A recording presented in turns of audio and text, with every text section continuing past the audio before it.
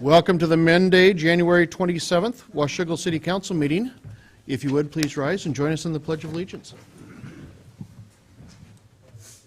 I pledge allegiance to the flag of the United States of America and to the republic for which it stands, one nation, under God, indivisible, with liberty and justice for all. Thank you. Rose, could you call the roll, please? Councilmember Boger, Here. Councilmember Plinsky, Councilmember Greenlee, Councilmember Lindsay, Councilmember McDaniel, Here. Councilmember Shoemaker, Here. Councilmember Freeman. Thank you. Councilmember Polinsky did indicate that she was ill this evening and would not be here and asked to be excused. Ask unanimous consent that we excuse Councilmember Polinsky. Second. Without objection, so ordered. For those of you in the audience, we did have a workshop earlier this evening at 5 o'clock. The three items that we had on the agenda for that were all discussion items. One on our cable TV ordinance and some updates coming forth in the next couple of meetings in regards to that. Some discussion on our council rules as they pertain to town halls.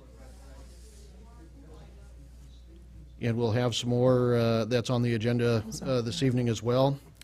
And then in addition to that, some discussion on the application process for our city boards and commissions. So that brings us to this evening's meeting.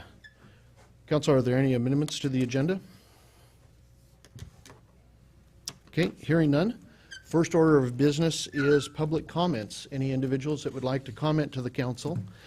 We do have, for folks who may be here in regards to the recreational marijuana public hearing, the I-502 hearing, that is a public hearing, so those comments, unless you absolutely positively can't wait just a few minutes until we get to that point, those comments are best taken under the public hearing portion of it. But are there any members of the council that would like to comment on any other items that are not on the agenda? Yes, ma'am. If you would come up to the microphone and give us your name and address. Good evening. Good evening.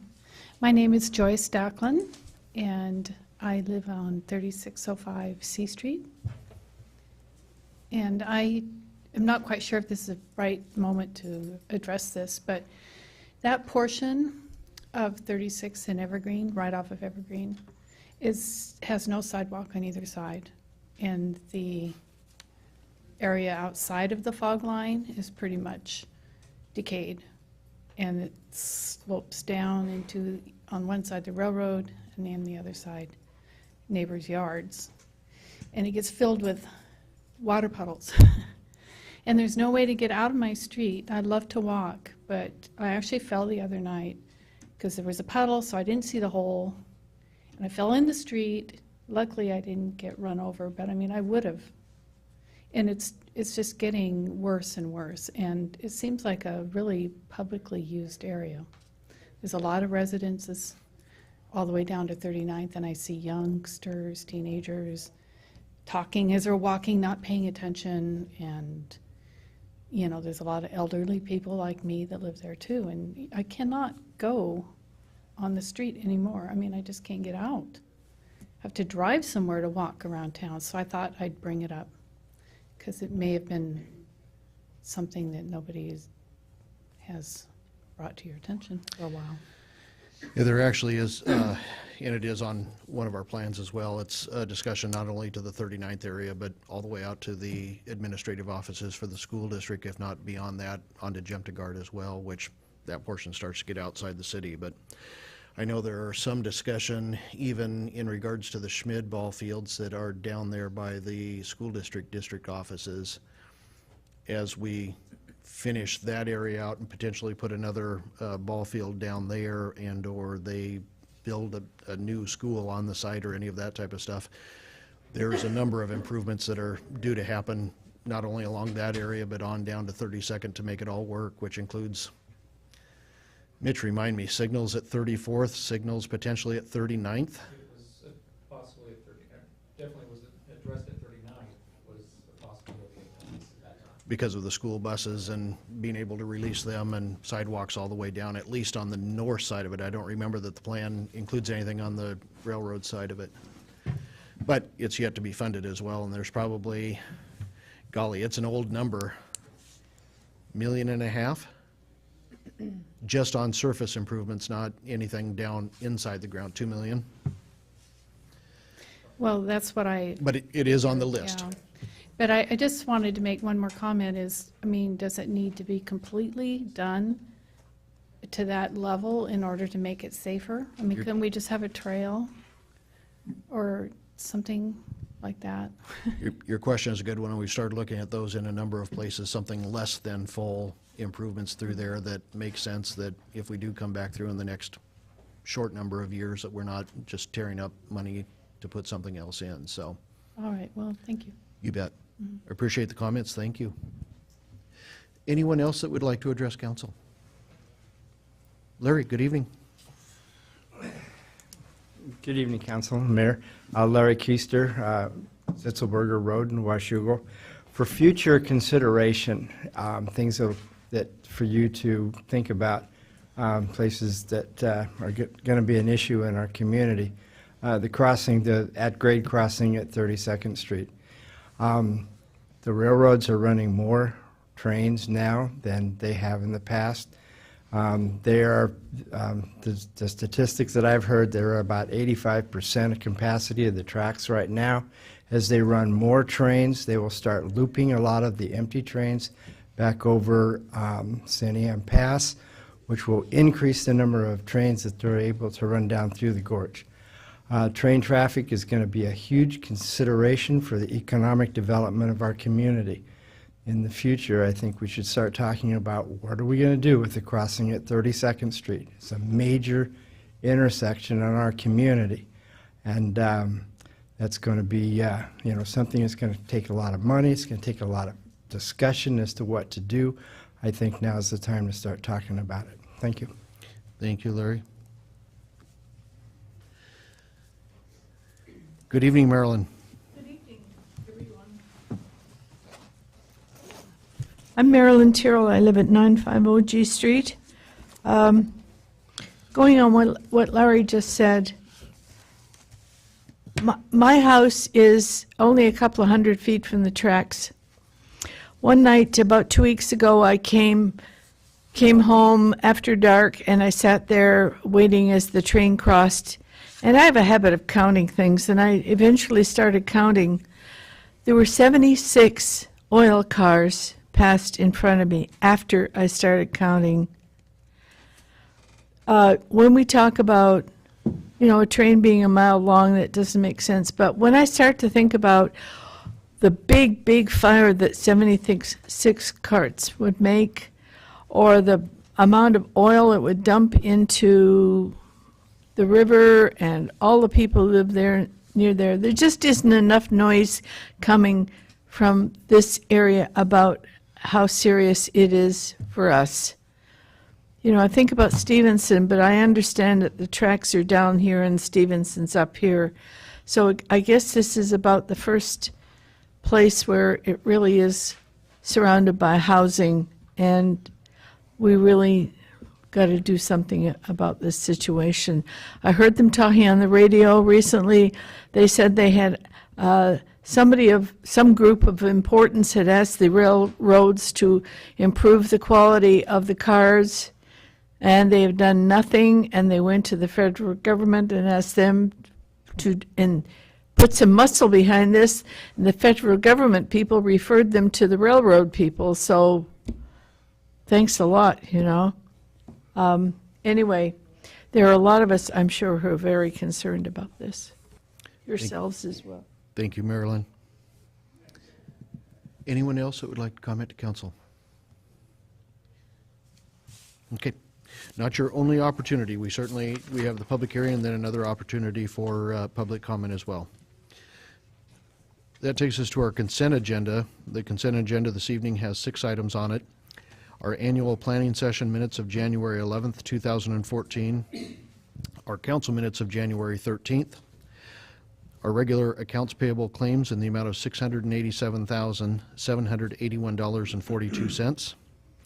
Agenda Bill 0214, in authorization for staff to pay an invoice from Burlington Northern for construction services during the installation of the 32nd Street pedestrian crossing. Agenda Bill 3-14, authorization for staff to proceed on the gross property stormwater easement at 3337 W Street. And Agenda Bill 04-14, in authorization of the mayor, for the mayor to sign the Washington State Department of Transportation lag supplemental agreement with Wallace Engineering regarding 32nd and Evergreen Way improvements. Council? Mr. Mayor, I ask unanimous consent that the consent agenda be approved as read. I'd Dave. like to pull agenda item D, please. Okay. Discussion. Okay, any other items? Mr. Mayor, I ask unanimous consent that we approve the consent agenda items A, B, C, leaving out D, E, and F. Hearing no objections, so ordered. Agenda Bill 2-14, an invoice from Burlington Northern for construction services rendered during the installation of the 32nd Street pedestrian crossing of the rail line. Mr. Evers, good evening. Good evening. Thank you, Mayor Guard, Council. Before you tonight is invoice that Burlington Northern routed to us in December of 2013. We actually awarded the project to Halme Excavating in accordance with our Community Development Block Grant project for Addy Street and 32nd Street sidewalk improvements. In October of 2012, the work commenced in November, that following month in 2012, and then we completed the project in May 2013, mid-May. And we released retainage on the project, final acceptance in July of 2013. So there was quite a lag in getting the invoice from BNSF. I've had multiple conversations with the Western Region project construction manager in regards to the delayed invoice and additional justification. You'll see inside the agenda bill accompanying the invoice all of the time and materials and all of the services that were rendered to be able to get the project done. It was time sensitive, and having additional closures or enhanced closures are a significant impact, obviously, to Burlington Northern, so we try to expedite that as much as possible. So the original estimate and the agreement that was executed was half of the project. The project in totality was $75,000. Our portion in the original estimate was $37,500. Obviously, the invoice before you is well above that, $64,000 and change, so about $26,000 over the original estimate. The recommended action tonight is to authorize staff to pay the BNSF invoice for work related to 32nd Street, the pedestrian crossing. Thank you, Trevor. Council? Dave? Based on discussions with the staff, I don't see any alternative to paying the invoice from BNSF. The circumstances surrounding this situation suggest to me four things, however. First, BNSF is administratively incompetent. Late invoice, Exhibit 1. Unfortunately, that had repercussions for the city. Unable to access the CDBG grant to pay the overage. And that was done because the invoice arrived late. Secondly, BNSF does not value our partnership. We entered into a partnership to get this thing accomplished. As indicated by their high-handed dealings with us, at a minimum, I would have expected an early notification of BNSF's decision to use contract crews and overtime to minimize train delays. Reasonable to do that. Let us know so we can restructure our financing. That's the way partnerships operate. Third, I think in the future we should look very carefully at opportunities for partnership with BNSF in order to build in safeguards for our own interests. It's clear that BNSF looks after only its own interests. It's up to us to look after ours. Once burned, twice cautious. And fourth, I would note that BNSF plans to increase rail traffic through Washougal.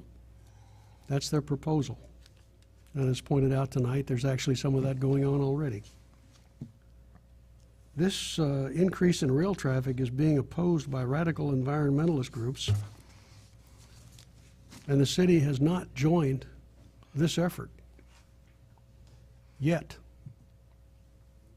And I think BNSF might want to take that into consideration the next time that we enter into a partnership and consider very carefully the way they treat us.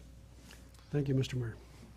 Thanks, Dave. Mr. Mayor, to follow up on that, are we sure that any of the BNSF conduct in this matter is not arguably a breach of contract?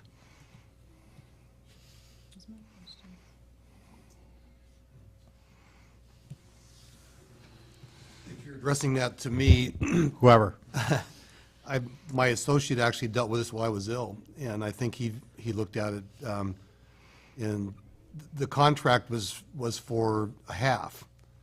What Councilman Shoemaker said is accurate, I think, that they didn't treat us very well. We've had good luck in the past with them in partnership arrangements, but having agreed to half, we're kind of stuck with the higher bill, I think, at this point. I think legally we'd have a probably pretty difficult time of trying to not pay it. Well, I've dealt with BNSF too in my other capacity, and they are tough to deal with, and frankly get unreasonable sometimes. But I just want some assurance that they haven't stepped over the line here and gotten into a breach situation where we might have some remedy, some pushback capability on them. I think we wish that we did. And at least in my last 4 years, Burlington Northern has been exceptional to work with and have actually been very helpful to the city. This one, quite frankly, was extremely shocking in giving to the fact that we brought grant dollars to this to try and rectify basically a safety concern going across that. My understanding is that I actually told the staff not to pay the bill and to kick it up higher or as high as we could with Burlington Northern. And I believe the message I got back was, we did that. Frankly, they're surprised that they even paid half of it anyway. So. All right. We certainly were trying to find brings a back way. some unpleasant memories of my trips to Fort Worth. Paul? Yeah, I agree with the history, which is why I find this whole situation a little puzzling, that, what was it, 6 years ago that we got the quiet zone? And I think at that point it was the only quiet zone in the state of Washington on a Burlington Northern line. And we got that easily and very inexpensively because Burlington Northern was willing to accept some things that they had turned down in other places. For example, double crossing gates, which would have raised the price from $65,000 to well over $250,000. And just that they would allow us to do those traffic cone thingies on those crossings saved the city a whole lot of money. And I think that there are a whole lot of people who think that, who actually told me that the best thing the city ever did was that quiet zone. And so I'm a little puzzled as to what's changed at Burlington Northern. I have no idea. Yeah, the working relationship we've established with the local rail master, which is out of Binge and White Salmon, has recently been relocated, I think, to western Colorado. That individual not only worked for BNSF for a long duration, but they also resided in Washougal, just above the high school. So the partnership from there with the street crew and being able to excavate and move material and have closures, not to say that that partnership, you know, can't continue into the future, but there are some different dynamics now at a local level as far as BNSF. Yeah, You know, I recognize that there's significant money on the table here, and on the other hand,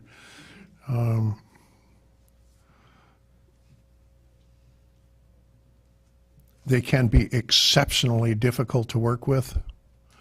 The normal response to any complaint is, we were here first. Their federal land grants go back to 30 years before the formation of the state of Washington. And so they can be exceptionally recalcitrant. And I would hate to encourage them in that direction. So I agree with you, Councilman Shoemaker and Boger, but on the other hand, let's be careful here. We don't cut off our nose to spite our face. I do have a couple of questions, and also would like to express my disappointment in the way this was handled by BNSF. And were the contractors ordered to work these extra overtime hours, et cetera, et cetera? BNSF was completely in charge of the project? Is that how it went? Yeah, we executed the construction agreement with BNSF, but essentially, once we have the scheduled closure, in order to get it done during peak rail traffic during the summer, they needed additional resources to do so, which they bring in.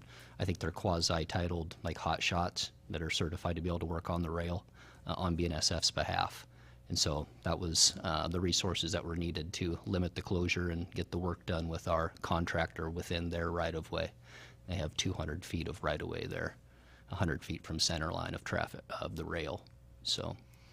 And my next, just a quick correction probably we want to make on your summary statement. I believe you would like to say in the last sentence that you would like to minimize train delays during the replacement, not maximize the Yep. train delays during the replacement. I think that the use of the contract crews to complete the work and use of overtime by contract crews to minimize train delays during the replacement. That Yes, was Councilmember Shoemaker brought that to my attention earlier today. excellent. All right. Clarification.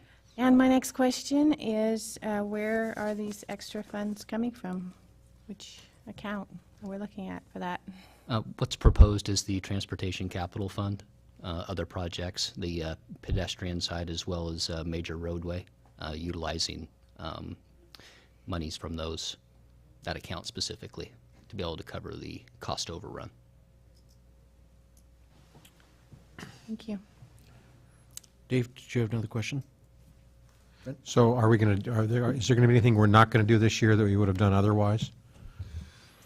Not specifically. As you saw on the consent agenda tonight, we're furthering design on the Evergreen and 32nd Street, additional right-hand drop lane for eastbound, as well as the sidewalk project that's close to construction, the 20th Street extension right here from C Street to E Street, and then the extension of Elizabeth Park sidewalk as well, infill sidewalk in the residential neighborhood. So that's already been awarded and close to construction. So Okay. nothing in the foreseeable future that would be deferred because of this cost overrun. Okay. At this point, I'm not inclined to vote for this. I'd like to get a little bit more of an analysis from our legal staff of whether there might be a breach, that their actions amounted to a breach of contract, because it does sound like we were compromised. And I'd like to see a memorandum from the city attorney before I voted for this. Dave? Yeah, my colleagues here have expressed surprise at this treatment from BNSF, and I agree. It's startlingly different from what we normally get from BNSF, and that's part of what we're dealing with up here. We thought we had a good relationship with them, and all of a sudden that kind of went by the board. And I understand that personnel changes might have, and that the refocus out of the area might have had a major impact on that. But I would think that they could do better than that. That's basic staff coordination. Even internally at a staff level, obviously in things that have to deal with Burlington Northern, their wording inside of the contracts where in the partnership papers where it talks about the estimates. We're likely going to push for something a little bit more firm than an estimate in the future. So Most definitely. that was one of the unfortunate parts in there, but again, past history with them hasn't been a problem with them, so. That's one of our lessons learned here. Any other discussion from council? County Joe? I just want to chime in that I think it's reasonable we at least ask these questions. Don, do you have any concerns as far as, do we have a payable schedule with them, do we know? There may be some late fees, I guess possibly. You can certainly provide legal analysis for council. I can tell you, I didn't speak with Don about this. I spoke with Mr. Russin at length last week. He didn't provide me with a memorandum, but he presented his analysis to me. He did not indicate that there was a breach. He reviewed the contract. He felt like that if we challenged this, that the court would look to the plain language of the contract and award in BNSF's behalf. He felt that we could try to challenge it. He felt that we could pay a portion in some reasonable overage and withhold payment of the rest and challenge it. But he was highly skeptical that we would have any success, and he felt that the amount of time and therefore expense that would be required out of Don's office to pursue that would not be worth the potential reward in this particular case. And then, as Councilman Greenlee mentioned, there were some other things that were discussed with the regional project manager that are coming up in the future, and the tenor of that conversation was starting to tie these things together. And I just point to that cautionary note as we proceed on this. And we were not treated well with this. I just don't know whether any additional expenditure of time on it is going to add any fruit, and we risk late penalties and potentially exacerbating the relationship issue. I can't hang my hat, Trevor and I can't hang our hat on that in any specific way. It's just, it was just the feel of this moving forward, and it is very disappointing. The initial contract amount was estimated at $37.5, That'd be half of the total cost, correct? and we're asking for $64,000. So that's an additional $27,000 over what we were, Over an estimate, correct? over an estimate. For our portion.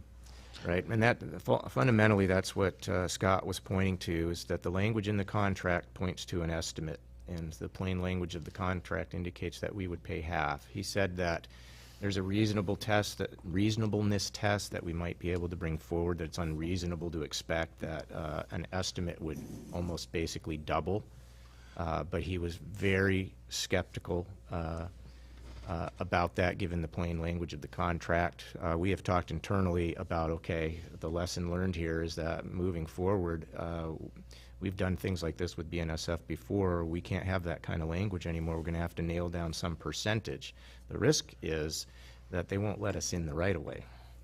They hold all the cards in the right-of-way. Yep. And they hold all the cards in executing a contract, and if the terms aren't favorable to them, they won't execute the contract with us. So we just have a lot of challenges when we work with that, and we've been fortunate heretofore. I don't see any late fees provision in the contract. I still would like to see a little bit more. I think when you have an estimate that is, 40% higher, or actual, invoice, it's 40% higher than the estimate. I've got a problem with that, and I have other experience where this has happened before, not involved with my role here. I'd like to see a little bit more analysis of whether a 40% amount is unreasonable and whether we might have some room to push back. So I'm not going to vote for this tonight. I would say it's more than 40%. It's at the 60 going to 70%. Just under 60. Oh, Okay. I got the reciprocal wrong. 58%. Yeah, so it's an even stronger case. All the more. Any other questions, comments from council? What would council care to do? Make a motion. Send it back, I would move that we send it back to staff for further analysis of our legal options. Second that. I've got a motion and a second to return the item to legal for additional consideration. Any council discussion? All those in favor? Aye. Opposed? No? Motion carries. Add my no to that. Motion still carries. And change of vote is noted.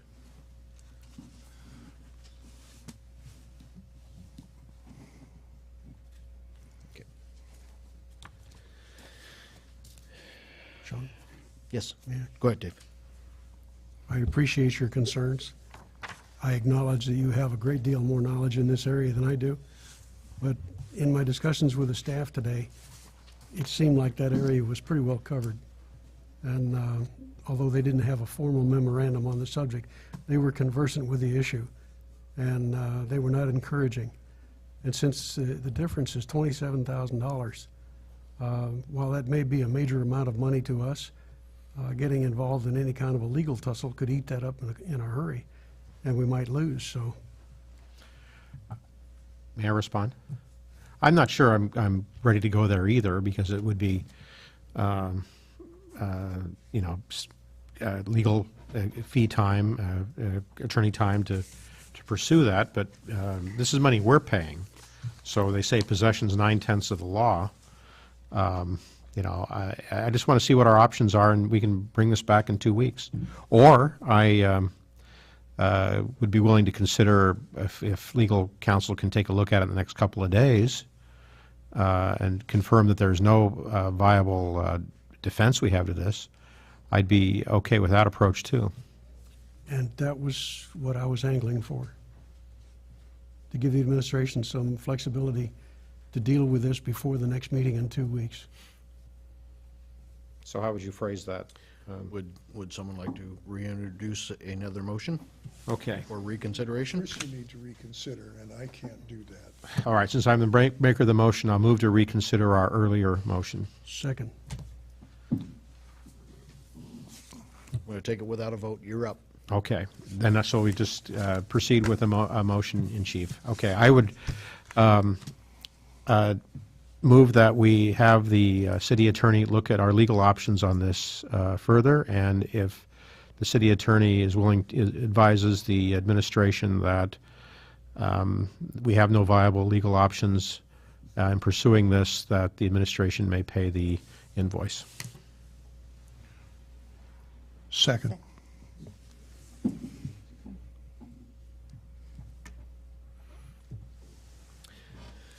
Okay, so we've got a motion and a second to still refer the item back to legal counsel. If legal counsel, basically to the satisfaction of whom?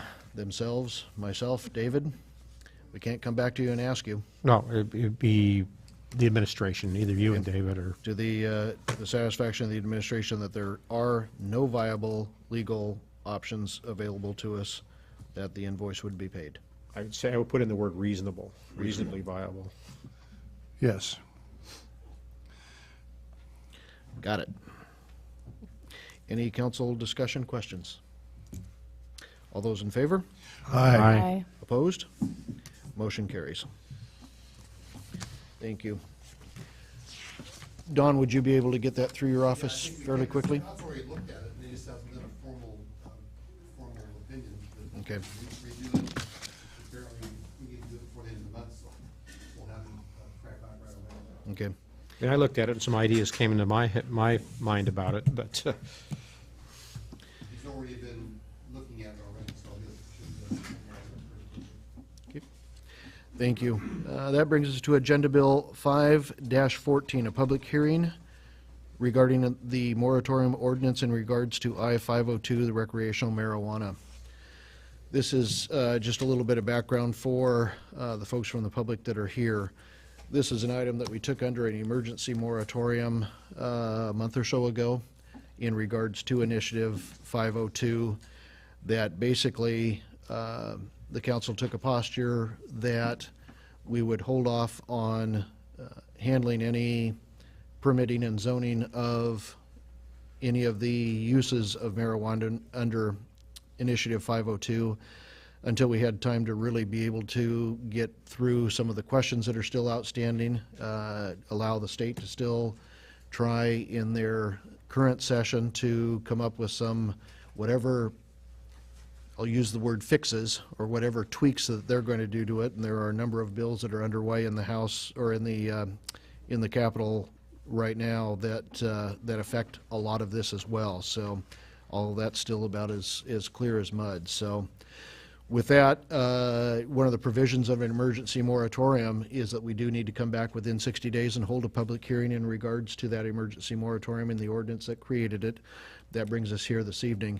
It's not anticipated that the council will take any action after the public hearing, but in order to satisfy our requirements under state law, we'll do the public hearing. We'll certainly invite any public testimony, and then I'll turn the matter back to council if they have comments in regards to the item itself, so that you have the benefit of those as well.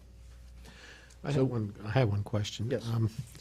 My understanding is, although there's no action set on the agenda, that theoretically we could determine to rescind the moratorium after taking public testimony. Absolutely. Okay. Okay, with that, Mitch. Thank you, Your Honor, Counsel. Your Honor, you did a fine job of, stole some of my thunder there, but Sorry. that's all right. What we'll discuss tonight, briefly, we'll go over federal and state law. For the record, it'll be repetitive, but it is for the record. Also talk about location criteria. Also touch on the recent State Attorney General opinion. Go over briefly the adopted ordinance itself, and then go with the recommended action. So federal law, marijuana is classified as a Schedule I drug within the Controlled Substance Act, which means the possession, growing, distributing, or knowingly facilitating any of those is a violation of federal law, regardless of individual state statutes permitting such use. 2012, Washington State voters approved Initiative 502, which legalized the possession and use of marijuana-related paraphernalia in 1 ounce of usable marijuana, 16 ounces of infused product in solid form, or 72 ounces of marijuana-infused product in liquid form. Individuals will still be subject to criminal prosecution for possessions in amounts greater than those listed, and for any quantity or kind for a person under 21. And again, all of that is still a violation of federal law.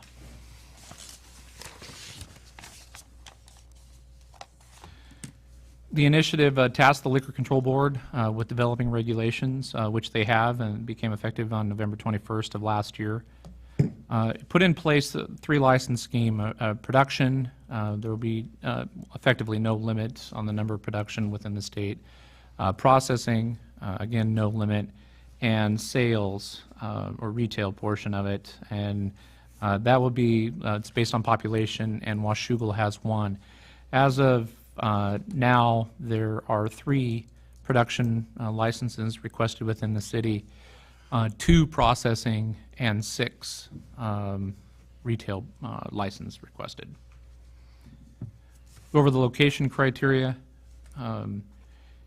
The Liquor Control Board, the state law provides a prohibition for any of these businesses within 1,000 feet, measured as the shortest straight line distance between the perimeters of the proposed license location and the entities listed. We have elementary school, playground, recreational center facility, child care, public park, public transit center, library, or an arcade that's not age restricted. Some of the definitions: perimeter means a property line that encloses that area, so any of the any portion of the property that's within that 1,000 feet of those entities would not be allowed. Playground, public outdoor recreation area for children, usually equipped with swings, slides, and other playground equipment owned and or managed by a city, county, state, or federal government.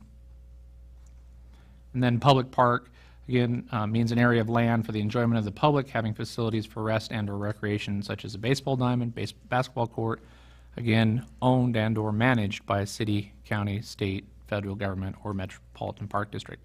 And public park does not include trails. Mitch? Yes. Jennifer? Sorry, I have a quick question for you. Regarding the location criteria, do they have a grandfather clause in there? Like if the city builds a park or something, near a existing location, if that's a problem, or? I don't know of anything specifically within the state law, but it's a presumption. I do. If I understand your question right, your question is if a retail or some other marijuana use locates and then a sensitive use locates after they come in? Correct. The Liquor A Control school Board. goes into a the piece of property or something like Yeah, that. the Liquor Control Board is interpreting that the use would be grandfathered and that would not require discontinuation of the marijuana use. That's how the Liquor Control Board is interpreting that. Thank you. Consistent. So, utilizing all those entities, this is the map that you're familiar with. The yellow being the areas that are within 1,000 feet, properties within 1,000 feet, or that is the 1,000-foot measurement of those entities. Looking a little closer to the west side of town, this is the commercial areas. Those are the commercial properties that don't meet, the yellow is the ones that don't meet that locational criteria, so they could locate in those areas. Again, on the east side, commercial property as well as some town center, East Village property that would be eligible or outside that 1,000-foot criteria. Mitch, question on that one? I'm assuming if you look at the two largest yellow portions, I'm assuming the most southern one of those is exterior wood. Correct. The next one up is the Hamilton, or the old Stevenson property, the Bimart Correct. property. We have a property there that we lease for the dog park. Does that not fall under there, given the fact, just because we don't manage it? It's owned and/or maintained is the way that the state law says. We don't own it. I don't believe we do any of the maintenance there either. I could be wrong on that. Dog Paw does that. Okay. For future, let's make sure and clarify what maintain means and check with Suzanne. The reason for my question is, would it then take into account the Pendleton property that's right across 27th Street?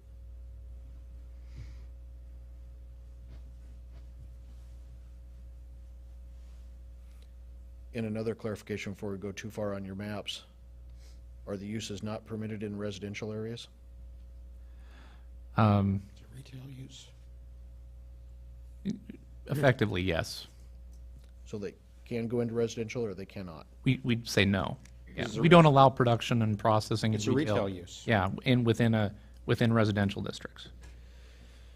I should have talked to you about this one before. I'm wondering then if many of these areas, such as Addy Street on through there where it's heavily residential, should those not also be yellowed?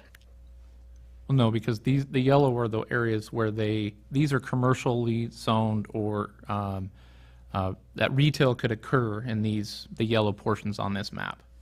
Retail couldn't occur in the residential portion, so we didn't put those in yellow. So this is a map to indicate that if you were looking at property that you possibly could do an I-502 business, you could look at these properties. You would not look at the residential properties. The yellow properties. The yellow are the properties that you could do a business. Okay. Yes, sorry.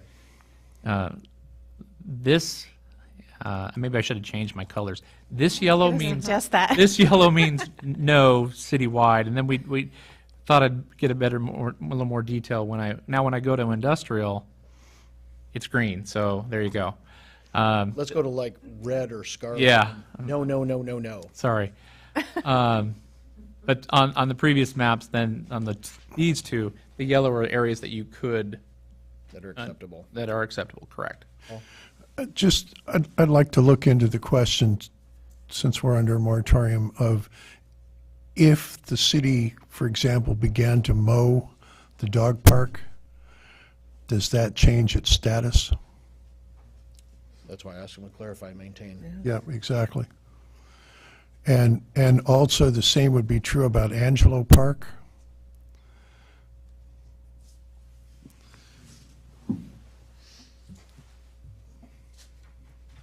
We maintain both those facilities in partnership.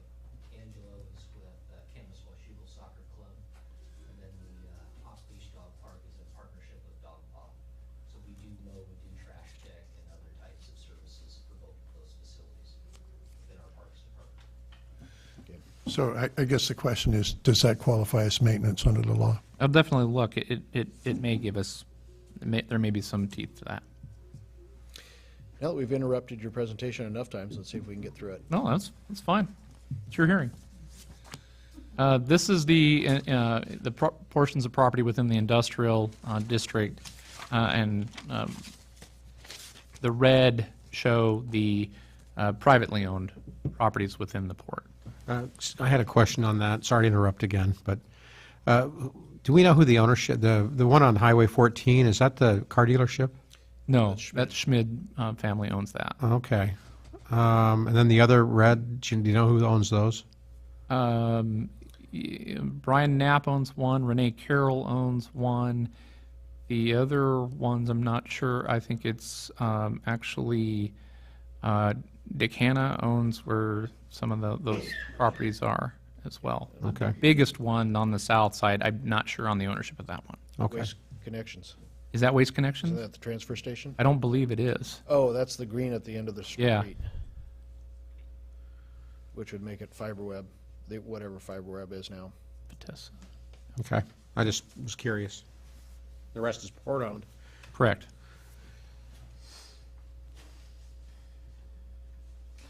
So touch a little bit on the most recent development that's related to this issue, and that's the State Attorney General's opinion. Late last year, the Liquor Control Board asked two specific questions to the State Attorney General's office. Specifically, the first one is, are local governments preempted by state law from banning the location of a Washington State Liquor Control Board licensed marijuana producer, processor, or retailer within their jurisdiction? And the short answer from the Attorney General was no, that they concluded that I-502 left in place normal powers of local governments to regulate within their jurisdictions. The second question was, may a local government establish land use regulations in excess of the Initiative 502 buffer and other Liquor Control Board requirements or business license requirements in a fashion that makes it impractical for a licensed marijuana business to locate within their jurisdiction? And the Attorney General said, yes, you had that authority to regulate within your jurisdiction, and nothing in I-502 limited that authority. So in a nutshell, the Attorney General believes that municipalities can adopt land use regulations that prohibit businesses authorized under I-502. However, they did state that the formal Attorney General's opinions are statements of the Attorney General's official views on legal questions relating to the duties of a public officer. They are not binding on the courts, but are usually given careful consideration and respect. Staff has been approached recently by a couple of council members in regard to this opinion specifically, and possibly at the end of the public hearing or during council time, it may be prudent for a discussion on a possible work session on this item, and then staff can really kind of glean what council's desire is in moving forward with moratorium and or regulations related to that moratorium. But the real purpose, as the mayor pointed out at the beginning of the hearing, is to discuss the moratorium ordinance that we have in place. It is a 6-month moratorium for Initiative 502 related uses that is set to expire on June 2nd, 2014. In it, it recognized the public approval of I-502, but also the contradiction between federal and state law. And it was an emergency ordinance, as the mayor said. It was effective immediately on December 2nd, 2013, and that ordinance in and of itself set the public hearing within the 60 days for this evening, January 27th. So the only recommended action to City Council is to hold a public hearing to take public testimony on the moratorium. Okay, thank you, Mitch. Thank you for making that as understandable as we can at this point. With that, I will open the public hearing.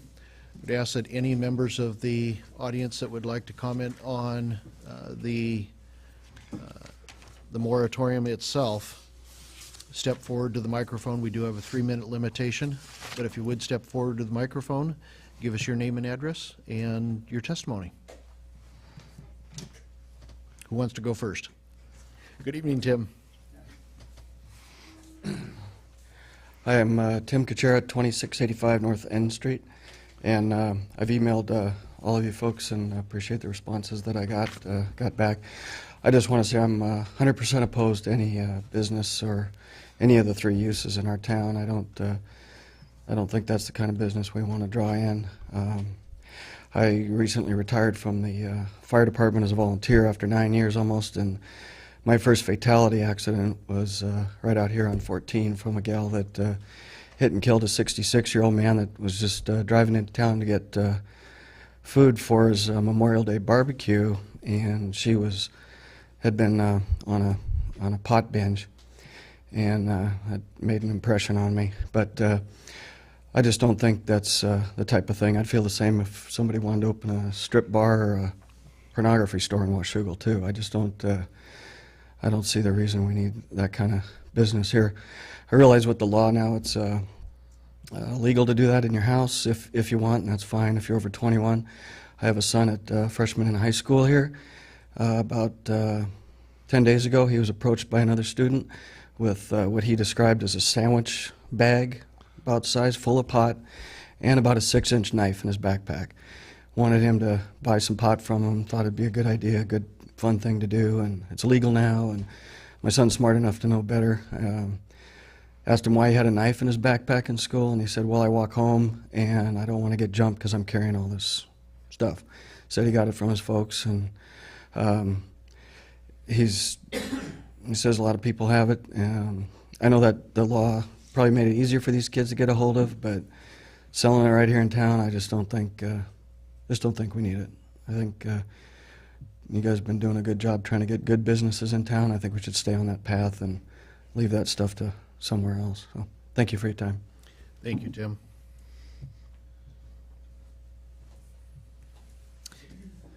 Anyone else that would like to speak to the ordinance and the moratorium? Good evening, Harvey.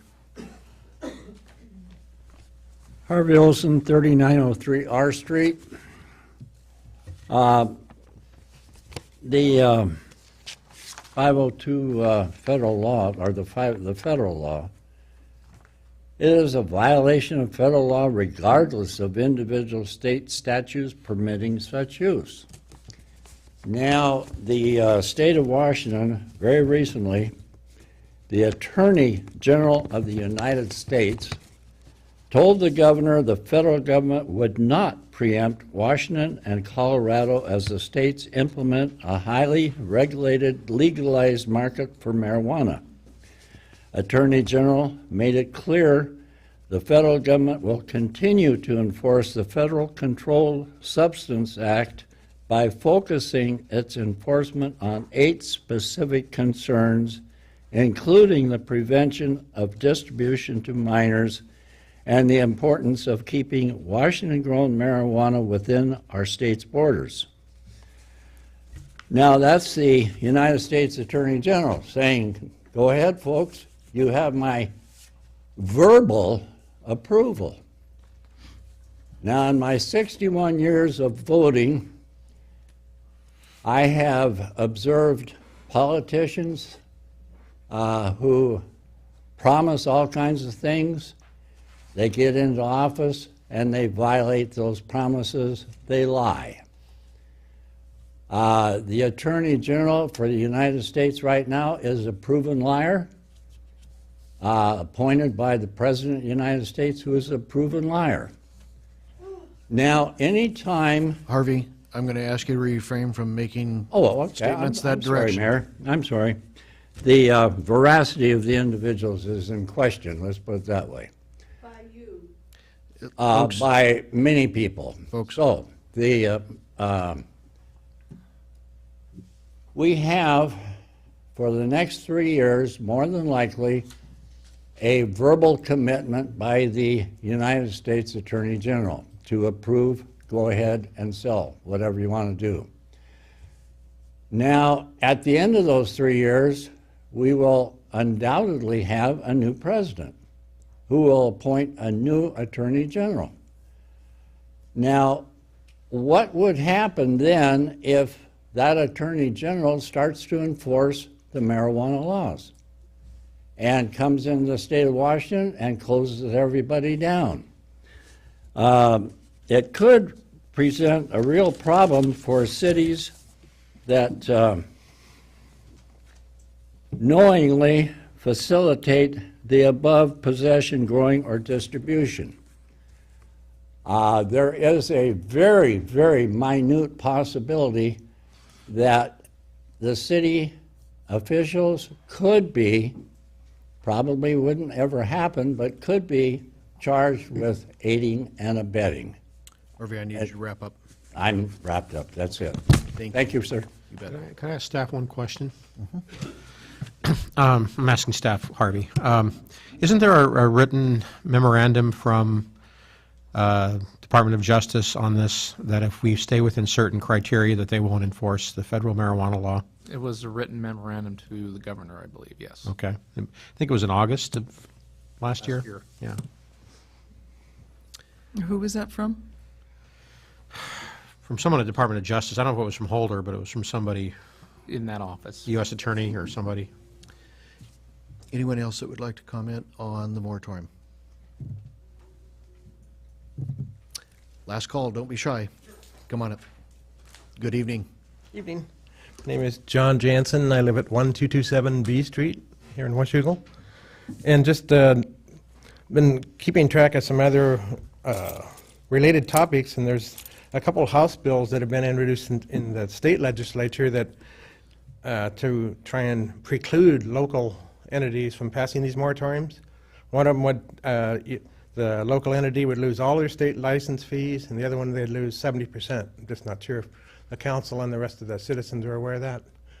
And on related and on that topic, I'm curious as to what the Washougal share of that tax was last year. As to, if you're making an informed decision, you may want to look at how many dollars you're looking at. Thank you. You bet. Thank you. Anyone else that would like to comment to council? Last and final call. Okay, seeing none, I will close the public hearing. Council, anything that council would like to take up at this time? Yes. Kind Joe?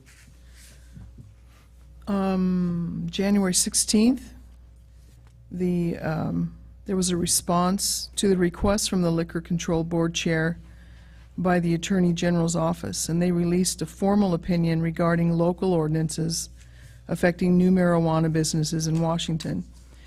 Now, I appreciate what Harvey brought forward. That's a verbal, I don't know where that came from, but this opinion is the official opinion that stands right now. So we have the right, we have the responsibility to make decisions based on what is best for our citizens, for our children, for protection. And so I would like us to not just do a knee-jerk response here. I would like us to workshop this and realize that we obviously, I don't know what this the bills that this gentleman that just walked out was referring to. Did he give the bill numbers? Did you catch those? There are 4 or 5 of them that are underway now in Olympia. So we have time between now and the next.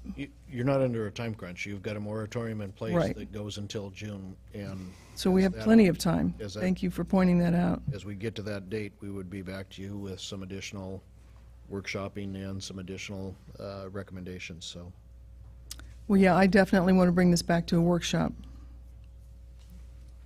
I mean, we could talk about how we feel about it tonight, or we could send it to a workshop. I was told by staff that it would be better to send it to a workshop rather than Yeah, I think right now, spend the energy tonight. I'll speak on behalf of staff because I can. At this point, I don't know that we have it on an agenda for a workshop specifically. It's more a little bit of a wait-and-see mode to see what happens in the legislature in the next month and a half, that they're still in session, and what may survive, if anything, even coming out for a vote on those, and what that may mean to us if they do pass anything. In addition to that, though, we certainly will be formulating some recommendations coming forward for council consideration, whichever way you may choose to go. Whether you choose to follow recommendations for some zoning, whether you decide that you want to have them zoned somewhat differently, whether you decide as a body that you want to ban them completely within the community. So you'll have a number of options that are available to you, but all that will certainly be workshopped. And Well, I'm just thankful we have the 6-month time frame, because obviously information is conflicting. What we have is an opinion from our AG. We have a verbal that we don't have any confirmation on where it came from even, so it's important to, I agree, we have to get all the facts before we make these decisions. other council. I've seen the written opinion from the Department of Justice. I think it was dated August 13th, but I don't remember who it came from. I'll be happy to get a copy, and I can send that to everybody. And I prepared a statement that I'm going to not make tonight on this matter, but I'll generally say I think that it would probably be unwise to ban the use completely in Washougal, but I would like to see it restricted to industrial zones only, retail, processing, growing, only industrial zones. And I also have some, I question some of the reasoning of the Attorney General's opinion. I have reason to believe that it may not stand. Dave? I had the opportunity to speak with Mr. Boger about this issue, and something he said I greatly admired. He said, there's no need for us to be on the bleeding edge on this one, which is where all the lawsuits occur. And I agree. We've got the time to look it over, see what other people do, see who gets their hide nailed to the wall, and try not to follow in their footsteps. The other thing is that I would mention is that 12 years ago, I had the honor of doing a study for the Little Hoover Commission when I worked there. And it was a year-long effort. It involved getting advisory committees together from all over the state, from the prevention, treatment, law enforcement, and there's one other community, I don't remember which it was, but, the treatment people. And the document that came out of that is about a quarter of an inch thick, 100 or so pages, and it provides a lot of information about the problem of drug addiction and the treatment of drug addiction in the state of California, which at that time was supposedly on the leading edge of providing treatment. I think the study pretty much debunked that. But one of the things that came out of the study for the staff that worked on it and didn't make it into the study because of the distribution of liberals and conservatives on the commission itself was the fact that many people in the treatment community and the prevention community consider marijuana to be a gateway drug. And as my colleague, Mr. Greenlee, pointed out to me tonight over dinner, correlation is not causation. True. There is a very high correlation of, between people who use marijuana and people who begin to use other drugs. And the correlation is high enough that although you cannot attribute causation to it from a scientific standpoint, you can sure as heck draw some conclusions. And the conclusions are stark. It's a little difficult to deny that it's not a gateway drug. So I would like to keep that in mind as we proceed with this particular Dave, should you just explain to everybody what the Little Hoover Commission is? I'm not sure everybody knows. Okay. The Little Hoover Commission is a 13-member commission of political appointees and a 9-member staff, and I was part of the staff.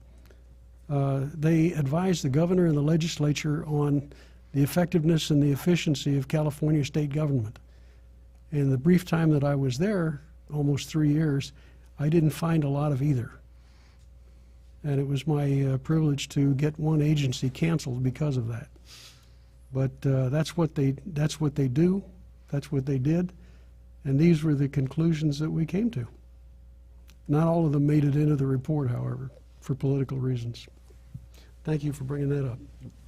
Jennifer? No, I'll keep mine short and sweet. I'm definitely in support of the wait-and-see mode. I think there's way too much out there in the way of questions, and particularly through this legislative session, I would like to see what happens at the state level. So, as I said, I'm in support of the wait-and-see mode at this point. Paul? I just agree with everything you said. Too many moving pieces to make a decision right now.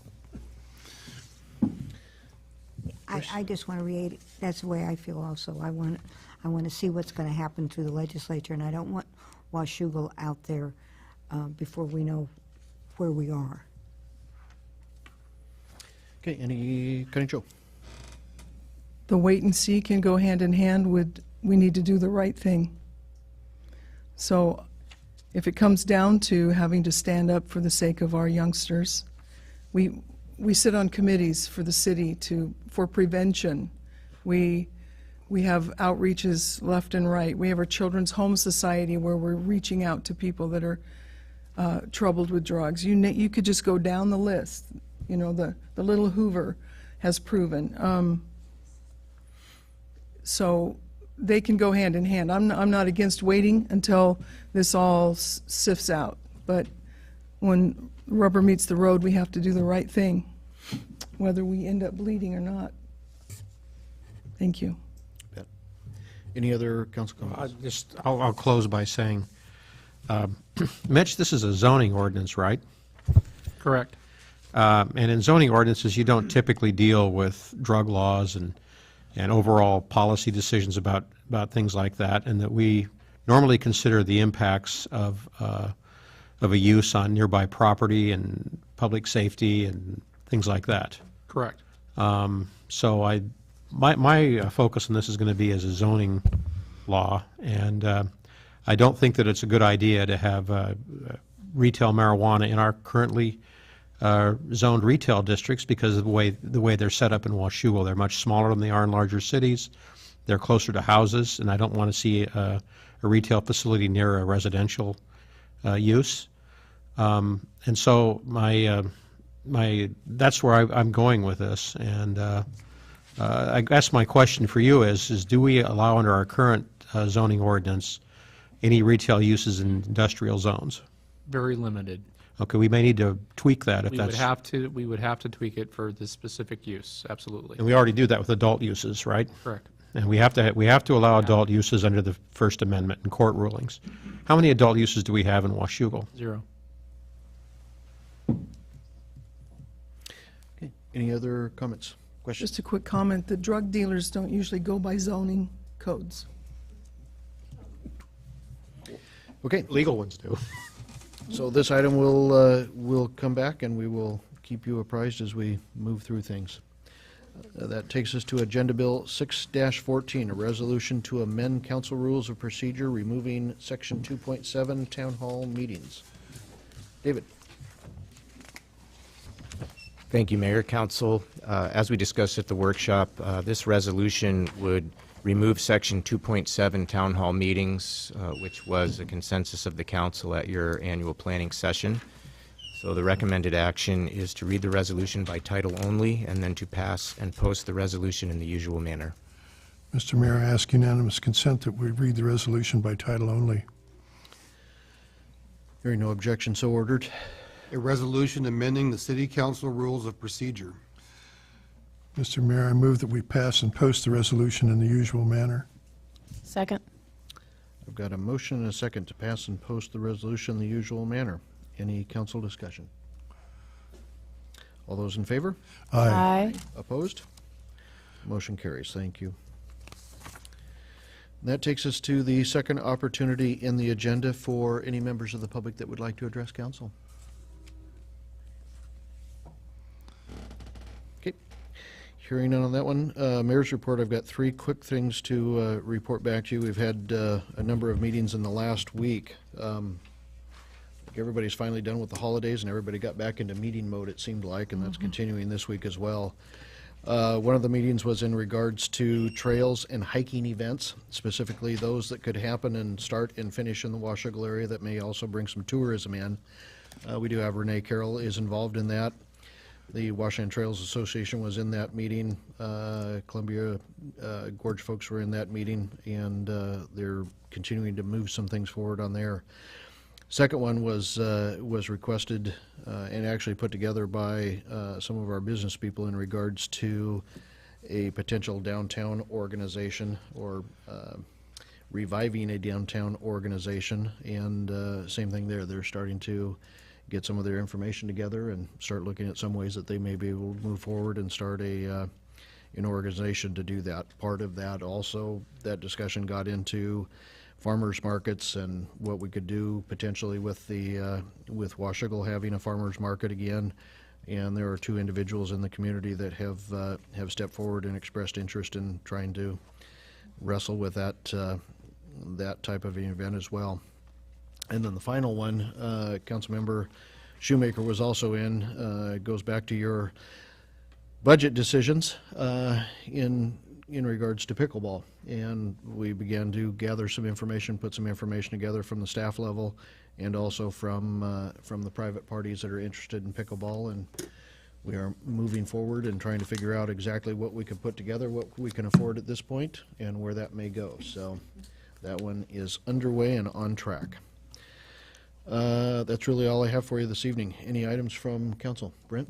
Was honored to fill in for you, Mayor, on Thursday at our CUITA meeting. A lot of activities are going on there. There are some businesses potentially coming into Washougal, and I wondered if it might be a good idea for in the next month or so, or 2 months, to have Paul come in and update us on what CUITA is up to, because I think there's some things the council will be interested in hearing. I think we would have had one this month. Have we got that on the schedule for next month to do his quasi-year-end? Yeah, he briefed us, and I forgot the details of when he said he would have that done. He briefed us at the CUITA board meeting about the timing of being prepared for his annual report, and I am anticipating it would be next month. If not, it would be the first meeting in March. All right. Okay. That's fine. Okay. That's it. Paul? I have one thing I want to bring up. We've been talking in workshops about, let me pass this on down, creating a budget committee. So I move that the Washougal City Council create a special committee called the Ad Hoc Committee on the Budget, known hereinafter as the Committee, to discuss all matters related to city budget. Further, that the committee shall report to the council no later than the last day of November 2014.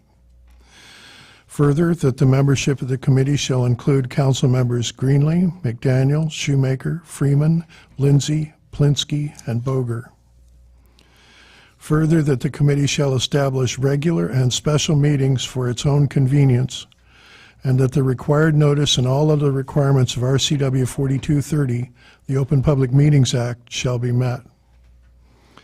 Further, that for the purposes of discussion, a quorum need not be present. However, a quorum must be in attendance for any vote of the committee to be taken. Further, that the report of the committee to council must be voted on section by section. And further, that minority reports are allowed. After spending several hours with Robert's Rules of Order, I think this meets all of the criterion. So, well, That was a motion, right? right. Okay. I'll second it so we can discuss it. Brent? May I suggest, first of all, I have one question. What does section by section mean in context of a budget? I mean, go through every single line item in the budget, or? Effectively, it means paragraph by paragraph of the report. Oh, okay, the report, not the budget. Right. Okay. Right. Okay. Okay. I would suggest that we be done with our work no later than the last day of October, when we start our formal budget process of the council. So I would just, that would be the only suggested change I'd make, October 2014 instead of November. If you would like to make that amendment, I would second it. I make that, I move that we change, further, the committee shall report to the council no later than the last day of October 2014 instead of November. Second.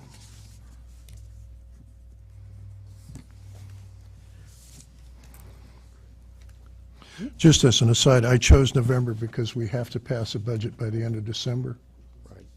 I've got a motion and a second for an amendment changing the date of November 2014 in the second paragraph to October 2014. Any council discussion? David? Would you entertain an amendment to move it a month earlier? And what I have in mind is the administration is charged with preparing a budget. If they have our thoughts on the matter, that will help them. Under Robert's rules, the committee goes away as soon as it makes its report. So if we make the report early, then the committee is effectively dissolved. So we can certainly do that. What I'm concerned about is that I think we want to be able to continue to have meetings well into the budget discussions. Okay, and I'm sure there are ways to handle that. Yeah. My concern is that we not operate separately from the administration. We keep them appraised of what we're doing. Yeah. That's certainly. They keep us appraised of what they're doing. I think they deserve that, so. Yeah. Any other discussion on the amendment changing to October of 2014? Well, so basically, we'll be giving them reports on what we conclude. Right. So they will always be informed. So there's no reason that we can't continue the committee through October. Would that satisfy you? Okay. Any other discussion on the amendment? All those in favor? Aye. Aye. Opposed? Motion carries. Any other discussion on the motion itself? I just have a general question. When do we anticipate generally meeting? Would you just coordinate our calendars and then notice the meeting? Okay. A suggestion to your motion, and I would look to Dawn. If you establish regular meetings, those would need to go into code, at least into council rules, if not into code, to qualify to be a regular meeting. I think what they're talking about is number of special meetings. I believe that they would be as well, and that's why I'm questioning the word regular meetings in there. Question? Sean, Okay, Joe? is there any reason you guys, And we can strike the word regular and. Well, before we do that, Yeah. I seem to recall in municipal meeting requirements, and maybe Don can help me out with this, but I seem to recall that there is some requirement that a body is required to set a regular meeting time and cannot simply say we're only going to have special meetings. If we would have to set, we can cancel it. For your legislative body, that's correct. Okay, I don't know if that is also true of some Okay. like some of the public corporation bodies I'm the general counsel of. It's also true of some of their requirements. So I'm not sure whether it would apply to a. I don't think that would apply to a committee where you have no legislative authority. Okay. The word regular here may not, I don't think that was necessarily meant to be regular No, in terms of. and we're The taking. reason for including the word regular is that under the Open Public Meetings Act, a regular meeting does not have to stick to a published agenda. Right, exactly. So I would suggest, not tonight, but at some point, we do set a regular meeting. We can cancel it or continue it or Right. whatever, but we do set one. So I don't know if I would go along with striking the word regular. I'm fine. Yeah, there's no Yeah. amendment on the floor. Okay, Joe?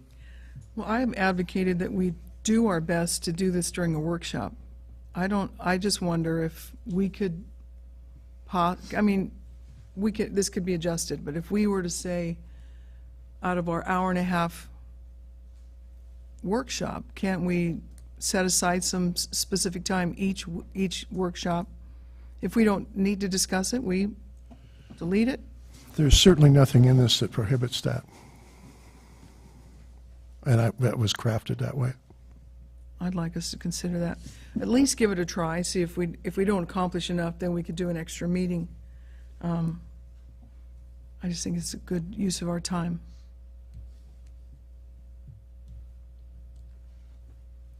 Any other council discussion or questions? Okay, I've got a motion and a second to form an ad hoc committee on budget. All those in favor? Aye. Opposed? Motion carries. That brings us, oh, I'm sorry, Joyce. We're not done with council comments.